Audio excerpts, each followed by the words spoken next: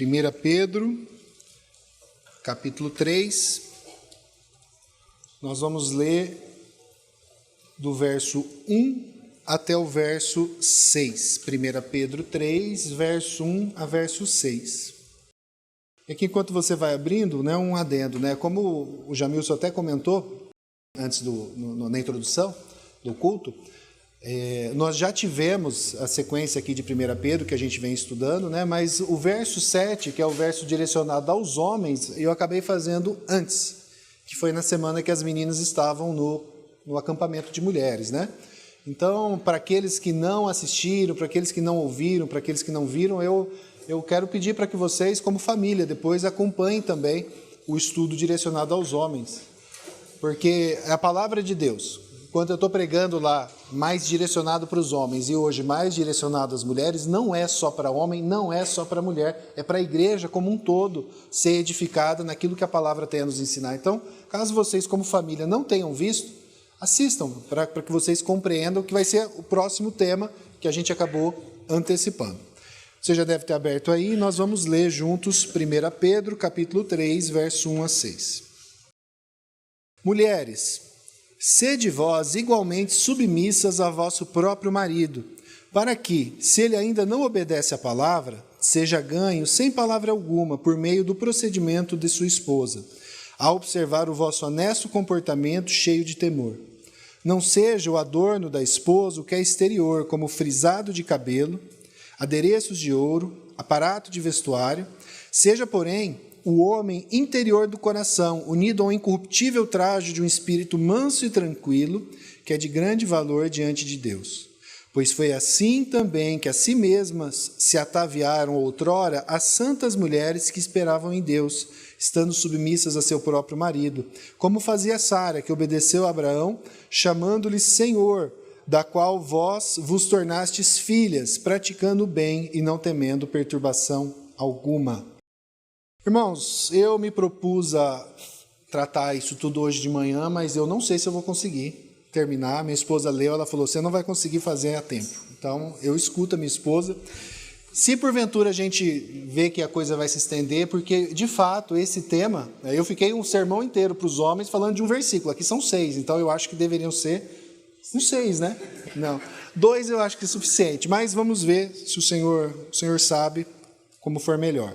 Então, só para a gente relembrar, a gente sempre faz essa breve introdução. 1 Pedro foi uma carta escrita pelo apóstolo Pedro, na década de 60, um pouco antes da morte de Pedro. Pedro estava em Roma, e quando Pedro, o apóstolo, estava ali em Roma, durante os anos 63, 64, 65, ali nessa época mais ou menos, Pedro ele sabe que os irmãos crentes que haviam crido no Evangelho na região da Ásia Menor, onde hoje fica a Turquia, eles estavam passando por tribulações, por lutas, por perseguições decorrentes do fato deles terem crido no Evangelho. E ele soube que essas pessoas estavam, então, desanimadas, cansadas, algumas estavam ficando, de fato, desanimadas no sentido de tristeza, de querer às vezes voltar atrás, outras estavam se revoltando, e que é um comportamento comum muitas vezes, quando as coisas começam a dar muito mal para a gente, acontecer coisas ruins, é muito comum que a gente fique, fraqueje mesmo, nós somos pecadores, nós fraquejamos. Então ele escreve uma carta que é ao mesmo tempo uma carta de consolo, mas uma carta de exortação.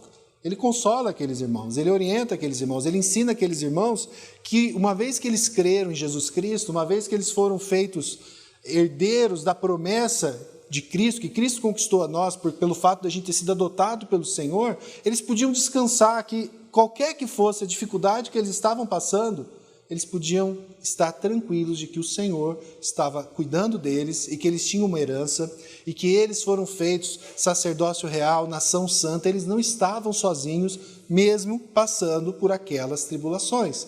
Tribulações que eles passavam naquela época e que até hoje nós passamos. E conforme ele vai explicando isso, ele traz esse ponto básico, que é qual? Vocês foram feitas novas criaturas em Cristo Jesus. Vocês foram inseridas em Cristo Jesus. Vocês agora são filhos de Deus. A partir daí, a nossa vida vai mudar. Naturalmente, quando nós cremos no Senhor, a nossa vida muda. Não porque a gente é obrigado por alguém, mas naturalmente, quando você é colocado dentro de você o Espírito Santo de Deus, você não consegue continuar vivendo do jeito que você vivia. E a forma como você vive e se relaciona com as outras pessoas, naturalmente muda. E o autor aqui, Pedro, inspirado pelo Espírito Santo, você vai ver, a gente já está falando desse tema já há algum tempo, um dos pontos em que ele vai tratar, nesse relacionamento, não só com as pessoas, mas com as autoridades, com todo tipo de relacionamento social que nós temos, um dos pontos em que vai ficar extremamente manifesto o fato de que você creu no Senhor é a forma como você vai lidar com as autoridades constituídas por Deus na sua vida. Porque entenda, todos nós aqui estamos debaixo da autoridade do Senhor, isso é muito óbvio. Mas nós estamos debaixo de diversas autoridades. Não há ninguém que não esteja debaixo da autoridade de outras pessoas. Você pode pegar desde de um lixeiro, que é um servidor público que trabalha ali, ele tem o chefe dele. O presidente da República, ele também está debaixo de autoridade. Né? A gente já teve recentemente várias situações aqui no Brasil de presidentes que sofreram impeachment, por exemplo. Ele teve que se submeter, teve que sair. Então, todo mundo está debaixo de algum tipo de autoridade. Eu estou debaixo de autoridade no meu trabalho, os meus filhos estão debaixo de autoridade em relação a mim, nós todos estamos debaixo da autoridade da igreja, estamos debaixo da autoridade do Estado e, independentemente de como seja essa autoridade que foi colocada sobre mim, boa ou má, adequada nos termos da palavra ou não, a nós, porque nós amamos ao Senhor, porque nós servimos a Ele e porque nós estamos debaixo da autoridade dEle, é dado o dever de nos submetermos. Fala-se muito da questão da submissão feminina, né, que é o tema que a gente vai falar aqui hoje. Fala-se muito dele como se fosse algo muito difícil, complicado, terrível, ruim, mas veja, dentro do contexto que a gente está estudando já há algum tempo em Pedro, a gente está falando de vários tipos diferentes de submissão, do qual a submissão da mulher ao esposo é apenas uma mais que está ali. Então isso prossegue no entendimento disso. Então, para que vocês entendam que a gente não está falando de um tipo específico, mas de vários tipos de submissão que apontam todos, no fim, para uma submissão ao Senhor. E isso tem que ficar muito claro, tá bom? Prosseguindo aqui para o nosso ponto, o primeiro ponto que eu vou tratar é a questão da submissão em si. Sede submissas. E essa ordem está bem ali no início, 1 Pedro, capítulo 3, no comecinho ali do verso 1. Ele diz, mulheres, sede vós igualmente submissas a vosso próprio marido. Antes da gente entrar aqui no texto em si, eu queria tratar de um ponto. Meditando nesse tema, e já meditando nesse tema não só por causa desse texto, mas já há muito tempo, e pensando a respeito disso, quando a gente trata com a questão de família, a gente sempre vai falar desse assunto. Do papel da mulher, do papel do homem, das funções, né, que cada um tem de acordo com a palavra diante de Deus. E uma coisa que fica clara para mim, pelo menos pela minha experiência, é que o ponto da submissão feminina, esse ponto específico que a gente está tratando hoje, é um daqueles em que a gente vê mais dificuldade de lidar, ou mais dificuldade de aceitar dentro da igreja. Dentro de irmãos, eu não estou nem falando do mundo. Que o mundo desconsidera isso e simplesmente rejeita, é normal, é natural. Mas dentro da igreja, a gente tem diversos assuntos que são difíceis para nós. Eu falei sobre submissão ao Estado. É fácil submeter ao Estado? Não é. E quando o Estado é ruim, pior ainda. Mas a gente tem que se submeter. É fácil para um filho, tem vários filhos aqui, se submeter aos pais? Não é fácil. Eu vejo os meus filhos, eles vão ter lutas com a questão da obediência. Como todos têm, porque nós ainda vivemos em pecado. Mas eles têm que se submeter, e você aceita isso. Em relação a vocês aqui que são empregados, vocês se submetem ao patrão de vocês? Sim. Vocês gostam sempre de se submeter? Não. Vocês acham que o patrão está errado muitas vezes? Sim, mas vocês se submetem. Então, ainda que a gente tenha muita luta, ainda que a gente tenha dificuldade, ainda que a gente não seja perfeito, mas em todas essas outras áreas, de alguma forma ou outra, com uma ressalva aqui, outra ali, mas a gente entende que a gente precisa se submeter. A gente não. Imagina se todo mundo resolvesse desobedecer o Estado, cada um faz o que quer. Né? Não, isso aí eu discordo. Mas nesse tema específico da submissão feminina, dificilmente você vai encontrar um tema que mesmo dentro da igreja existam tantas pessoas que não só tenham dificuldade, mas que efetivamente discordem, rejeitem e tenham orgulho ainda de falar isso. Então, assim, isso para mim é inaceitável. Eu não vou obedecer isso. Isso para mim é tudo, eu concordei com tudo que você falou até agora, mas isso eu não aceito. E é muito interessante porque conversando com muitas pessoas isso é muito comum. E eu falo, pela minha experiência, quando eu criei no Evangelho, já tendo crido bem no começo, jovem ainda, conversando com a Liege à época, e ela comentando um texto como esse, falou, não, eu estou gostando de tudo isso que eu estou vendo aqui na igreja, tal, mas isso aqui eu discordo. Isso aqui nada a ver. Isso aqui acabou, isso aqui não existe mais. Por quê? É isso que a gente traz. Mas, ok, eu era um neófito. Então, muitos aqui de vocês são neófitos. O que é o neófito? O neófito é uma pessoa nova na fé. Mas mesmo de pessoas que estão há muito tempo dentro da igreja e que têm essa visão. E a minha pergunta é por quê? Por que nesse ponto específico tem uma dificuldade tão grande? Eu tenho essa pergunta. E pensando nisso e meditando nisso, né, às vezes a primeira resposta é por causa do movimento feminista, ele é muito forte. O movimento feminista é forte, é verdade. Né? E ele teve muita influência em toda a sociedade. Influências, inclusive, algumas boas. Algumas coisas foram importantes, mas hoje a gente vê uma deturpação muito grande. Mas vocês sabem que o movimento feminista não é o único movimento que existe. Existem outros movimentos muito fortes, né? Movimentos que existem que também são fortes e eles não fazem o mesmo estrago dentro da igreja como é nessa questão específica. E aí, irmãos, uma coisa que eu fiquei pensando é se talvez, de fato, essa dificuldade da igreja lidar com esse tema da submissão feminina não esteja no fato do erro e do mau uso que muitos homens fizeram disso no decorrer da história da igreja. Na sociedade, obviamente, isso aconteceu, isso acontece em muitos pontos, mas dentro da igreja, quantas e quantas vezes, e aqui a gente conversa com muita gente, quantas e quantas histórias que nós temos aqui de irmãs e irmãos que viram as suas mães sendo espancadas, apanhando, sendo humilhadas, não podendo fazer nada, e com o apoio, de certa forma, dos meios cristãos em que eles estavam envolvidos. Isso é uma realidade. Quantos traumas a gente não tem de pessoas que hoje, às vezes, já são adultas, já são crentes, já estão caminhando há um bom tempo, mas que, olhando para a sua vida, olhando para aquilo que viram, para a realidade em que estavam inseridas e que perceberam isso, viram isso, sofreram com isso, e nunca foram ensinadas de maneira adequada, tanto homens quanto mulheres, sobre o que significava ser o cabeça do lar, sobre o que significava ser submissa ao esposo, o que é ser o cabeça.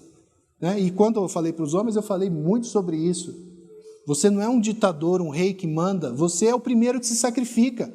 O exemplo do homem é o exemplo de Cristo Jesus, que é aquele que ama tanto, tanto, que morre em favor daquele que ele protege.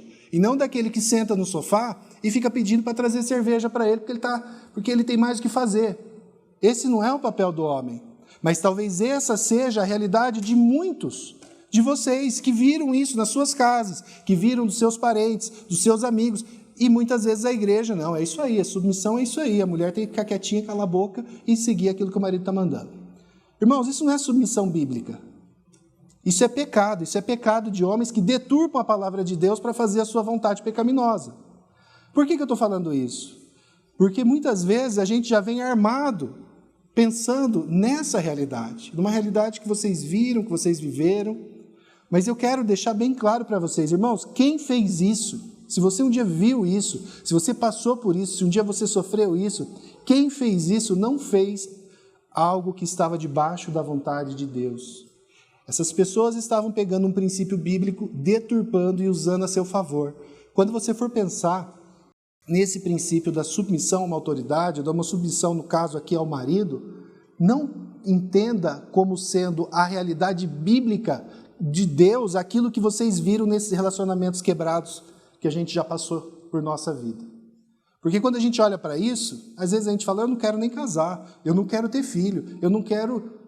Porque a gente viu muita coisa ruim, mas veja, tudo isso que vocês viram foram deturpações humanas e pecaminosas de pessoas que muitas nem cristãs eram, outras eram, mas estavam no erro, estavam no engano e não eram cuidadas, não eram tratadas. E isso faz com que hoje você rejeite princípios bíblicos.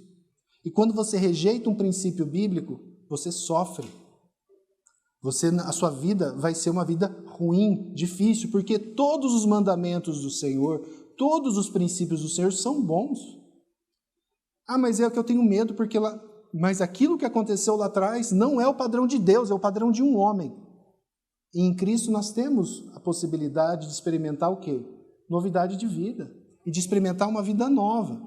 Então essa introdução eu queria que ficasse claro. Eu sei que muitos aqui já vêm com o escudo levantado, porque você não sabe da minha história. Irmãos, eu sei de muitas histórias. E eu respeito as histórias. Eu sei que é dolorido. Mas veja, talvez o exemplo que você está na sua mente não seja.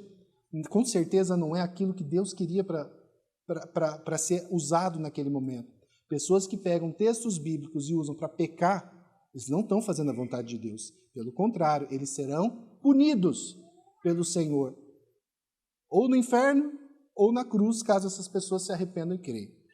Mas vão ser punidas pelo Senhor. Então, isso eu queria deixar claro. E essa é a primeira aplicação que eu queria deixar para vocês. Se você tem uma experiência ruim em relação a esse ponto, e você creu no Evangelho do Senhor Jesus, entenda, isso é passado, isso ficou para trás. Você não é obrigado a ser escravo do teu passado.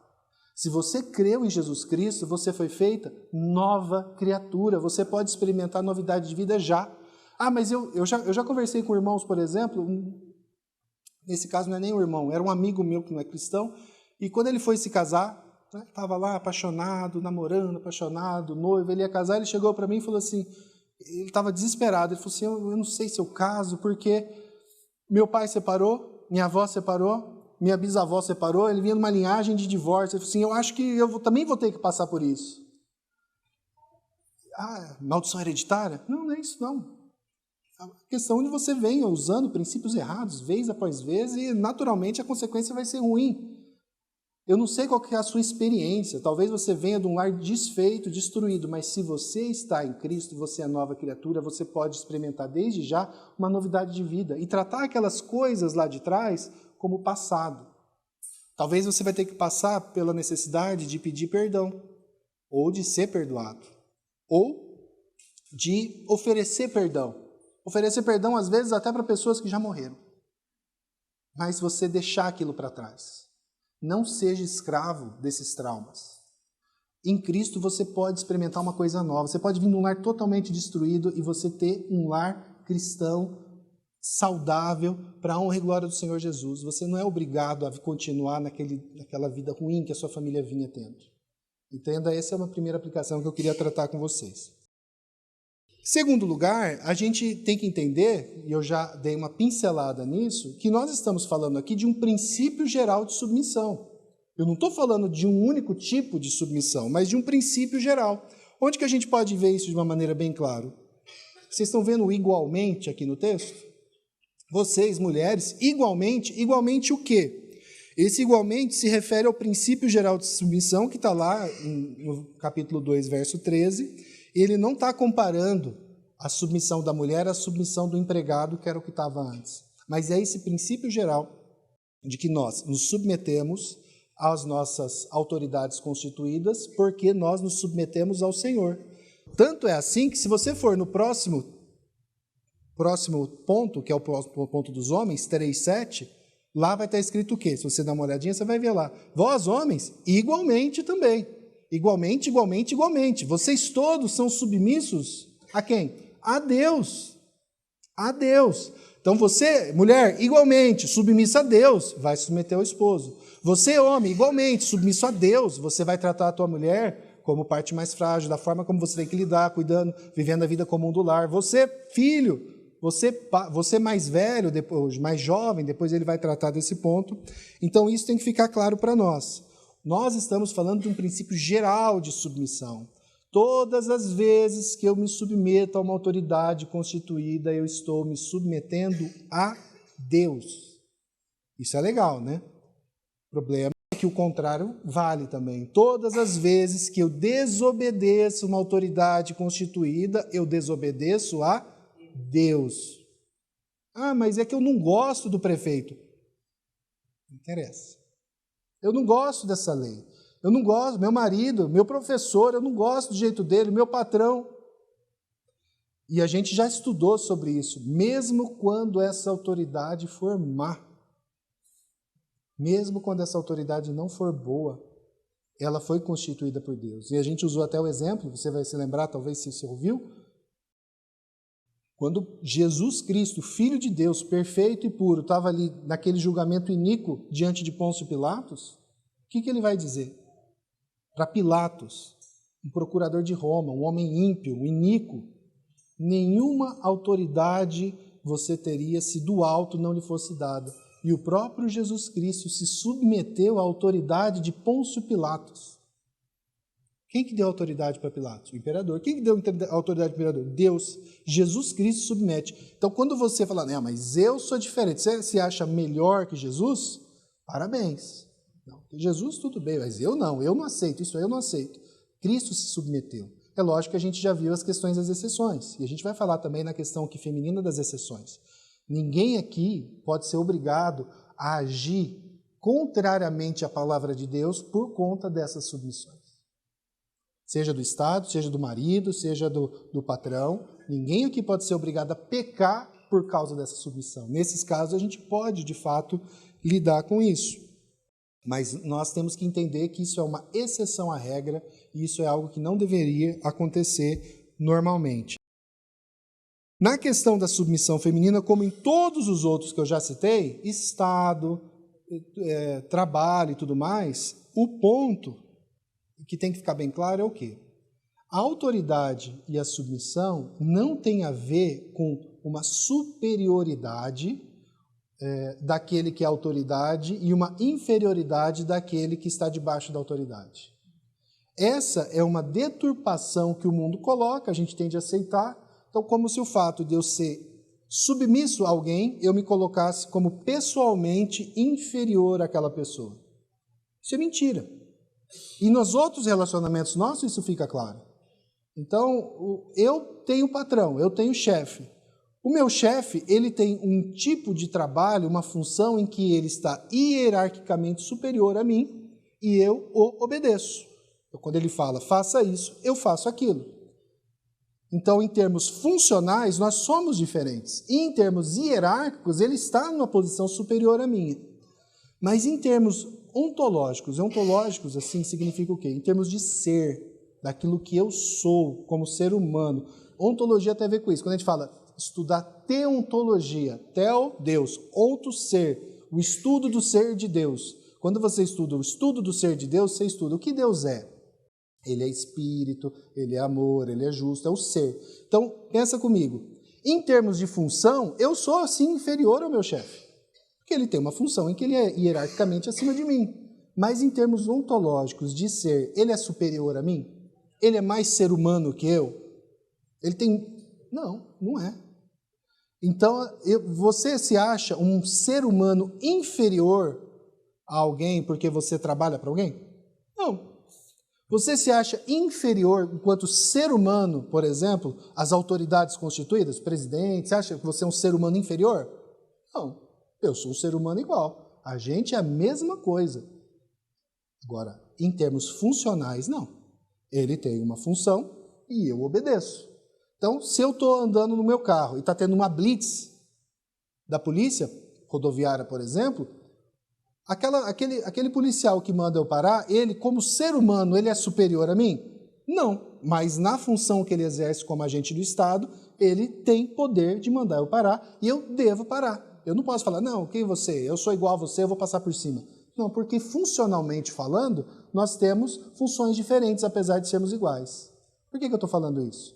Em relação à questão da submissão feminina, exatamente a mesma coisa. Jesus Cristo nos fez, a gente vê isso em Gálatas, né? não mais homem ou mulher, não tem essa distinção diante de Deus. Nós somos criados, ambos, à imagem e semelhança de Deus. O homem não é, ontologicamente, ele não é no ser dele superior à mulher de forma alguma. Há uma igualdade de valor, mas isso não impede que haja funções diferentes dentro do casamento. E esse é o ponto. O que a gente está falando aqui é de uma diferença em termos de funções, e não em termos de diferença de quem é melhor e quem é pior. Sempre quando alguém for para esse lado, não, eu tenho autoridade sobre você porque eu sou um ser superior. Você pode saber que vai acontecer um problema sério. Quando os nazistas resolveram matar todos os judeus lá, era por causa disso. Não era só porque eles eram o Estado, é porque eles se achavam seres superiores. E os outros eram inferiores, eu tenho o direito de matar. Quando as pessoas começaram a escravizar outras raças, era por isso. Qual que era a justificativa? Era ontológica. Eles falavam, não, nós somos seres superiores, vocês são seres, raças inferiores, e por isso nós podemos escravizar vocês. Sempre quando um homem se acha superior intrinsecamente à sua esposa, você pode saber que vai ter um problema muito sério ali. E sempre quando a mulher também se coloca muito de maneira inferiorizada, também vai acontecer. Então a gente tem que entender que diante de Deus nós somos salvos igualmente, e como o próprio Pedro diz lá no verso 7, nós somos co-herdeiros da mesma herança. Não é isso que ele diz lá?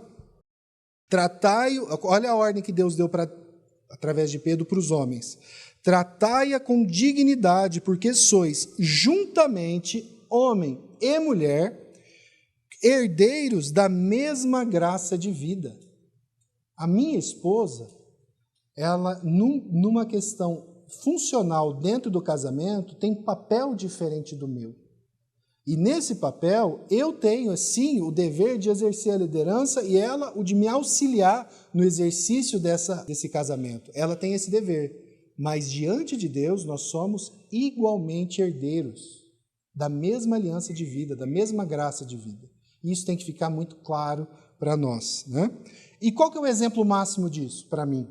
Assim, sempre quando agora a mulher, você fala, não, eu ainda assim, você está falando que eu sou igual diante de Deus, na criação, que o meu marido não é melhor que eu, né? Mas eu ainda me sinto inferiorizada pelo fato de ter uma função em que eu vou ter que ele é o líder e eu não sou o líder.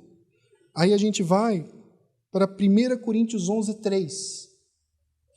Em 1 Coríntios 11:3, a gente vai ver quem não se sentiu inferiorizado por ser colocado debaixo de uma ordem hierárquica em termos de função, mesmo sendo igual àquele que estava acima dele. Quando você abre aí, leia e abre o texto e veja, né? Dentro da relação da Trindade, irmãos, pense na Trindade, o Deus Trino, Deus Pai, Deus Filho e Deus Espírito Santo. Qual deles é mais Deus? São todos iguais. Ou seja, existe uma igualdade, lembra do termo que eu usei? Ontológica. Em termos de ser, os três são iguais em honra, glória e poder. Não há distinção alguma. Mas o que o texto vai dizer aí para vocês, se você for ler? Deus Pai, ele é chamado do quê? O cabeça de Cristo.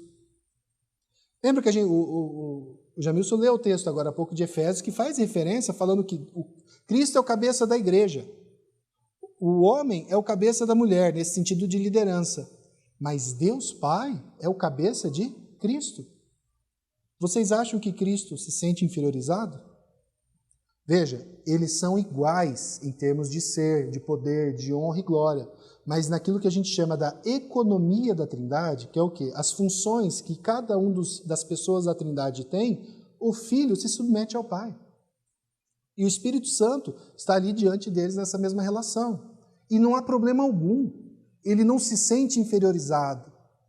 Por isso eu quero dizer para vocês, você mulher, pelo fato de você se colocar numa situação onde diante de Deus, diante da palavra, você tem que se reconhecer como a auxiliadora e não como o cabeça do lar, isso não te inferioriza de forma alguma. Isso é uma mentira que o mundo fala. Pessoas que se sentem inferiorizadas por não estar numa posição de destaque, elas vão ver uma vida desesperada. Por quê? No trabalho ela tem alguém que manda nela, o Estado tem alguém que manda nela. Essa pessoa vai viver num estado geral de rebeldia a vida toda e ela vai sofrer muito.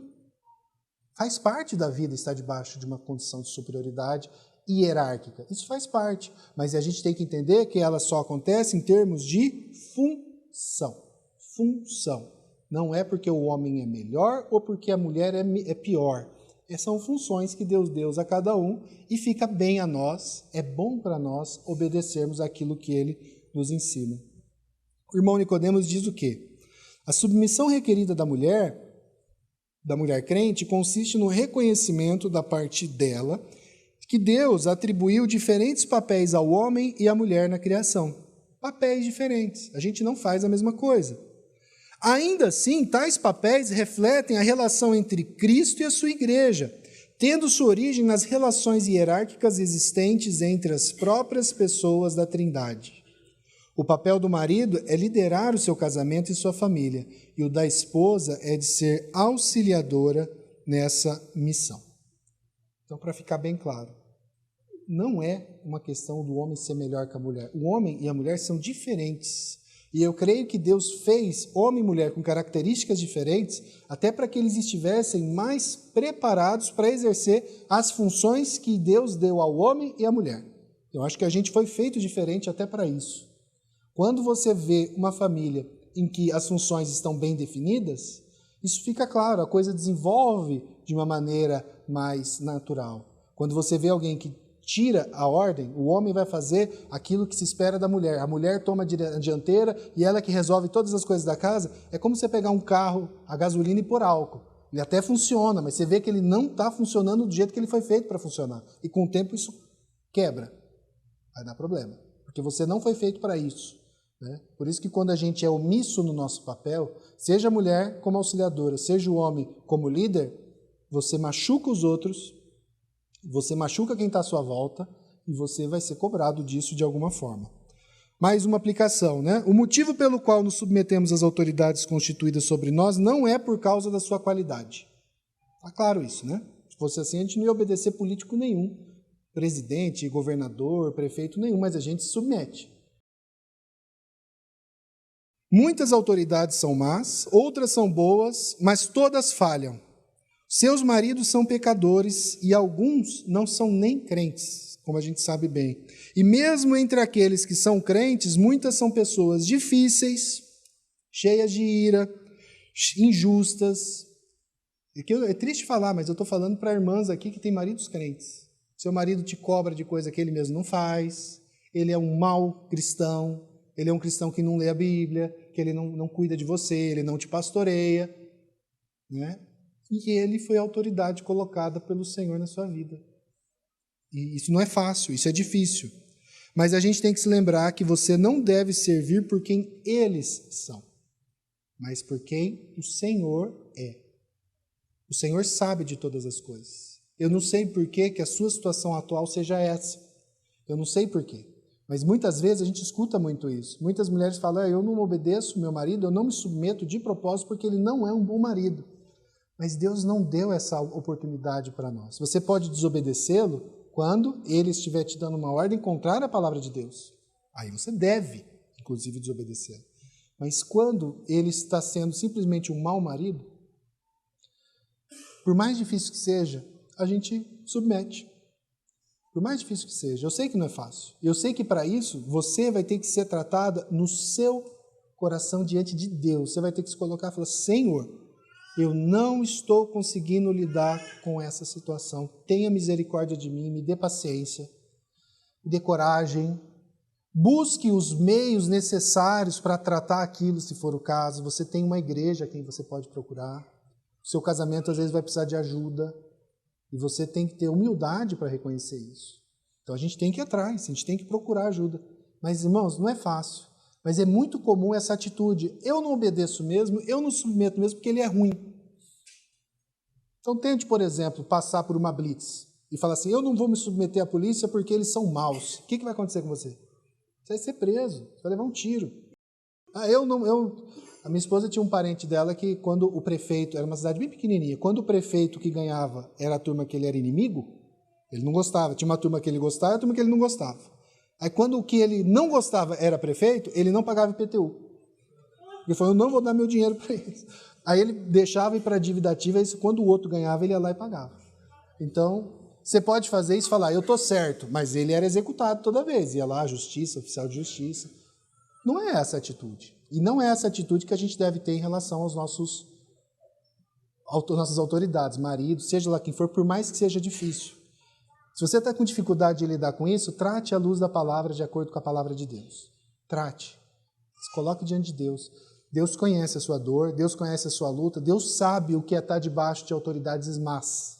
Ele mesmo esteve, Cristo esteve e se submeteu. Então a gente tem que fazer isso também. Então, conceitualmente, a gente prosseguindo aqui, o papel, e aqui o Nicodemos ele terminou falando, o da esposa é ser o quê? A gente falou muito de submissão até agora, mas ser auxiliadora. Tá? Então, dentro desse papel da submissão, a gente, como bons pecadores que somos, a gente sempre tem a tendência de fazer errado, né? Sempre.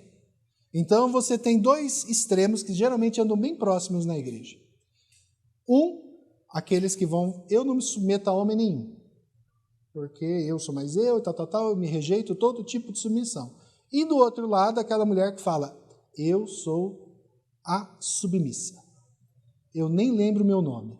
Não sei quem eu sou, o meu papel é olhar para o meu marido e ficar o tempo todo fazendo assim com a cabeça, eu não pergunto, eu só sigo, eu vou atrás, eu não falo nada. Veja, talvez, se o texto da Bíblia fosse só sobre submissão, olha, legal, você está super 100% submissa, mas a Bíblia também diz que a mulher deve ser o quê? Auxiliadora. Auxiliadora. Imagina exato, o irmão falou aqui, imagina um copiloto que vê que o motorista está indo para o lugar errado e fica em silêncio, porque eu não quero te atrapalhar no caminho. Imagina ali a pessoa que está ajudando um chefe de cozinha que vê que ele vai pôr sal onde ele deveria colocar açúcar e fica quieto e fala assim, eu não gostaria por favor, continue, eu sou tão submisso que eu vou deixar você fazer isso. Você mandaria embora essas pessoas. O papel de auxiliadora que as esposas nossas têm, que vocês como mulheres têm, é dever de vocês terem palavras para dizer, terem conhecimento, né? Depois Pedro vai falar que todos nós aqui deveríamos estar prontos para dar razão da nossa fé. Vocês precisam conhecer a palavra, vocês precisam conhecer a vontade de Deus, conhecer a Bíblia, conhecer boa teologia, para inclusive auxiliar o marido de vocês e chegar para ele e falar, você está errado, viu? Isso que você está fazendo é pecado. Esse caminho não é um caminho correto. Esse caminho vai dar no lugar errado. É papel da esposa fazer isso. Mas eu não estou sendo submissa. Uma coisa não anula a outra. O papel de auxiliadora é o de avisar, o de orientar, o de ajudar, o de conversar. Mas e se o marido tomar uma decisão errada? Aí sim você vai ter que exercer a sua submissão e prosseguir. Tá bom, então eu quero me mudar para aquela cidade. Eu não acho que é uma boa ideia por causa disso. Mas a gente vai mesmo assim. Não é pecado? Talvez você não goste dessa ideia, talvez não seja uma boa ideia, mas você vai. Aí você está exercendo a submissão. Mas você exerceu o seu papel de auxiliadora quando você pontuou todas as questões positivas ou negativas. Você ajudou ele a entender alguns pontos que ele não tinha visto, talvez. Como eu já mudei de cidade 5 vezes, aliás, ela me ajuda muito, mas no final ela sempre submete, ela sempre mudou comigo, né, amor? Então tá bom. Mas entenda, não confunda submissão com anulação. Sempre quando isso acontecer, você está vendo alguém que está querendo exercer um domínio tirano. É um homem que olha para a esposa, que é auxiliadora dado a ele por quem? Por Deus, e fala, Deus, você colocou uma auxiliadora aqui para me ajudar? Obrigado, eu não preciso. Eu vou sozinho. Você está rejeitando o conselho do próprio Senhor. E é muito interessante porque numa sociedade em que muitas pessoas, infelizmente, são de fato muito machistas, então muitas vezes eu tenho que tomar uma decisão sobre qualquer coisa da minha vida e ao invés de tratar com a minha esposa, que foi a auxiliadora que Deus deu para mim, que Ele escolheu antes da fundação do mundo, eu vou falar com quem? Eu vou falar com o meu amigo, eu vou falar com o meu tio, eu vou falar com o meu primo, com o outro que eu conheço. A esposa é a última pessoa, se eventualmente eu falar. Depois eu só comunico. Você entende que quando você faz isso, você está desobedecendo o cuidado do Senhor? Ele escolheu a sua esposa e o seu esposo para ser colocado do teu lado, para te auxiliar nessa caminhada difícil que a gente vai ter que ter até o dia da nossa morte ou o dia que ele voltar. Ele escolheu a minha esposa. A minha esposa foi escolhida pelo Senhor para ficar comigo e o contrário também. Então, às vezes, você fala, puxa, Senhor, mas era ela mesmo, ou era ele mesmo? Tem certeza? É ele mesmo, é ela mesma. Mas é difícil. Por algum motivo, Deus entendeu que essa pessoa difícil era para você. Então, eu não sei porquê. Não é castigo, não, irmãos. É tratamento. É tratamento mesmo. Então, assim, cuide com isso. Compreenda isso. A submissão não implica essa anulação. Mesmo porque, quando uma mulher se anula no seu papel de auxiliadora, ela está abrindo mão de um dever dado a ela por Deus. O auxiliar não é fazer comida só. Faz parte fazer comida, cuidar da casa, cuidar dos filhos. Tudo isso faz parte. Mas não é apenas isso. Se fosse isso, Deus daria empregados para você, não esposa. Né? Então, o ser auxiliadora implica nisso. Então, eu queria que ficasse bem claro nesse ponto, porque você pode ir nesse outro extremo e a mulher simplesmente não aceita nada, ela não se submete. Quando ela fala, é para controlar o marido, é para tentar fazer com que o marido faça a vontade dela, é para fazer com que, se não for do meu jeito, eu não vai ter. Nesse caso, você está, de fato, agindo como controladora, e isso é pecado também. Você vai precisar aprender, debaixo do cuidado do Senhor, a ter humildade e submissão. Mas a mulher que se omite, que não fala, que não trata, ela precisa também mudar esse comportamento. Ela foi colocada dentro do relacionamento para ser aquela que vai ajudar o marido a prosseguir no propósito que Deus deu para o marido, de liderar e de cuidar da casa. Seria como se eu contratasse um advogado super caro para me ajudar numa causa difícil que eu tivesse, e ele ficasse comigo e falasse, não, cara, só vai. Eu não vou falar nada, não. Você siga o seu instinto, faça da tua vontade. Vocês gostariam de ter esse advogado? Eu não gostaria. A minha esposa não deve ser essa pessoa, né? Cabe à mulher, então, submeter-se às decisões, sim, desde que elas não sejam contrárias às Escrituras. Mesmo princípio usados a todas as outras submissões que nós estamos aqui na Terra, né? Sujeitos. E o cuidado, aqui a gente tem que ter muita sabedoria. Então, assim, irmãos, então me dê uma regra pela qual eu possa seguir e saber exatamente quando eu devo falar e quando eu devo calar. Quando eu devo obedecer e quando eu devo falar não.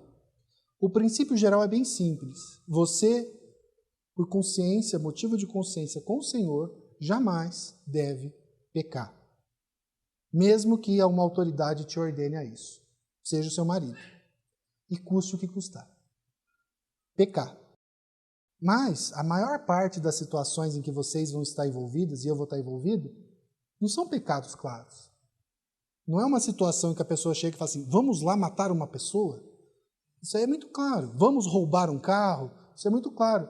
Mas são aquelas situações limite e difíceis em que talvez aquilo não seja muito bom, eu não me sinto à vontade, eu talvez não gostaria, será que isso é certo, será que isso é errado, você tem dúvida?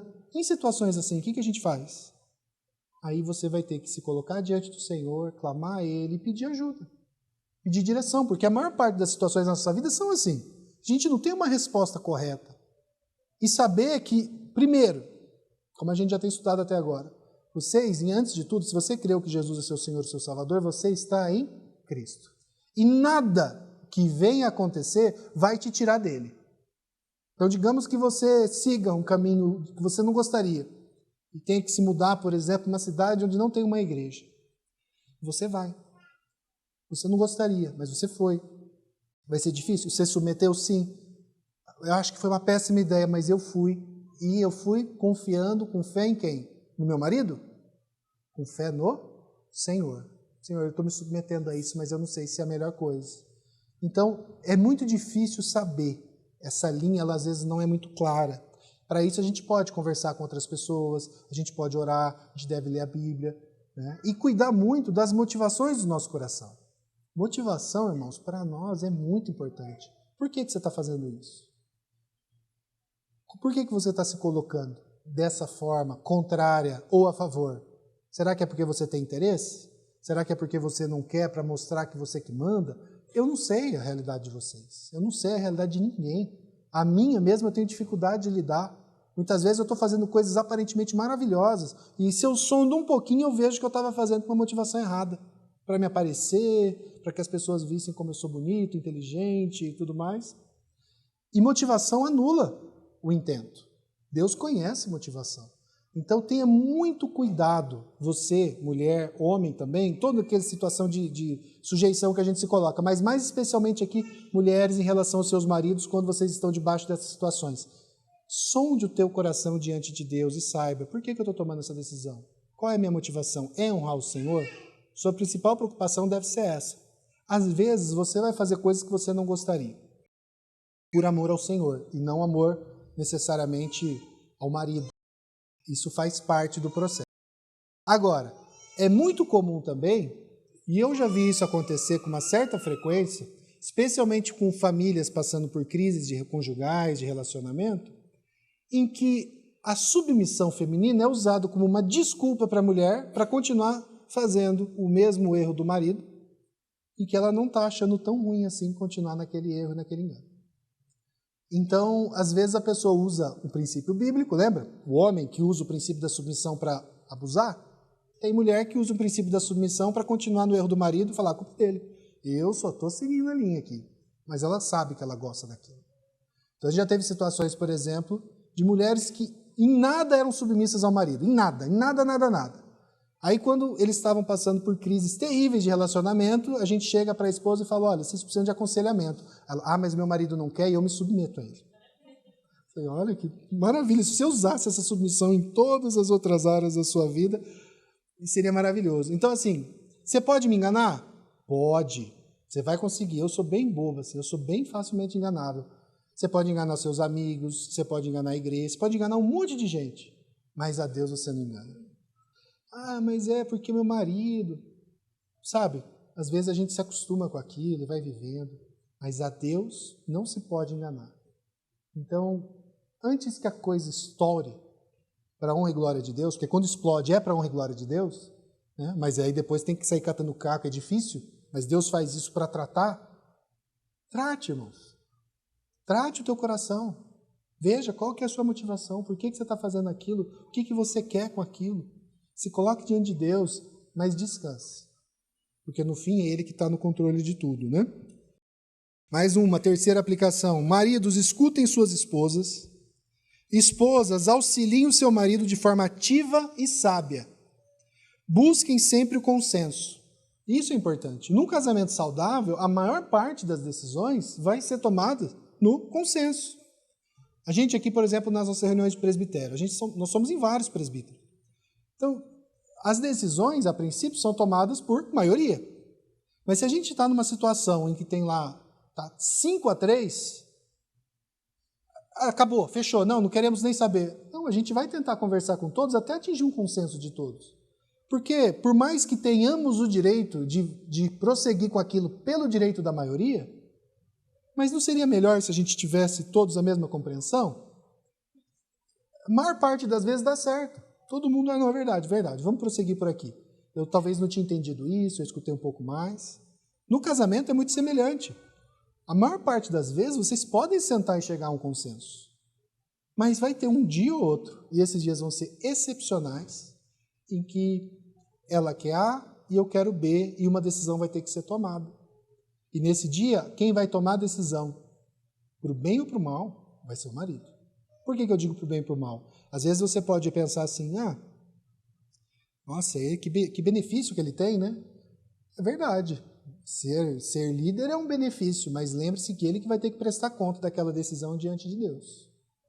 Aquele jeito de educar o filho, de ter mais um filho ou não, de você mudar de cidade ou não, mudar de igreja ou não. Digamos que chega num ponto que o marido vai ter que falar, é isso. Ele que vai prestar conta daquela decisão. E uma vez que isso aconteça, qual que é o seu papel como esposa? Ficar torcendo para dar errado, para provar que você estava certa? Irmãos, eu estou falando, eu não sou esposa, mas eu me coloco em papel de submissão em muitas situações da minha vida. E muitas vezes a gente é tentado a isso. Ah, tomara que dê errado, aí eles vão ver que eu estava certo desde o começo. Quem riu, fica quieto, sabe que é verdade isso. A gente não pode nos colocar nessa situação. Improperar, sabe o que é improperar? É jogar na cara. Deus joga na tua cara? Quando você peca de novo e volta, fala, Senhor, me perdoa de novo, ele fica jogando na tua cara? Por que a gente deve improperar então? Quanto os nossos maridos, quanto as nossas esposas? Então, esse é uma aplicação que a gente tem que aquietar e entender. Mulher, fale. Homem, escute. Busquem chegar no consenso. Vocês dois são uma só carne. Se eventualmente acontecer de não chegarem no consenso e a decisão for do marido, que dê tudo certo, porque é melhor que dê. Né? Porque se não der errado, você vai sofrer junto. Né? E por fim, eu vi minha esposa, eu escutei ela estava certa. A gente não vai terminar o estudo todo hoje. A gente vai fazer só a parte inicial, né? E por fim, tudo isso que eu falei para vocês até agora são assuntos gerais, são princípios gerais. São princípios de submissão que você vai ver em Colossenses, vai ver na carta de Efésios, mas o texto de Pedro que a gente está tratando, Pedro não estava pensando nesse princípio geral. Ele estava pensando em uma situação bem específica que estava acontecendo lá naquelas igrejas. E qual que era a situação lá? Eram de mulheres que creram no Evangelho, mas que os seus maridos ainda não haviam crido. E como que essas mulheres que haviam crido no Evangelho e que tinham maridos pagãos, como que elas deveriam agir? Esse vai ser o ponto de fato que a gente vai tratar. Olha o que está escrito ali no verso 1 ainda.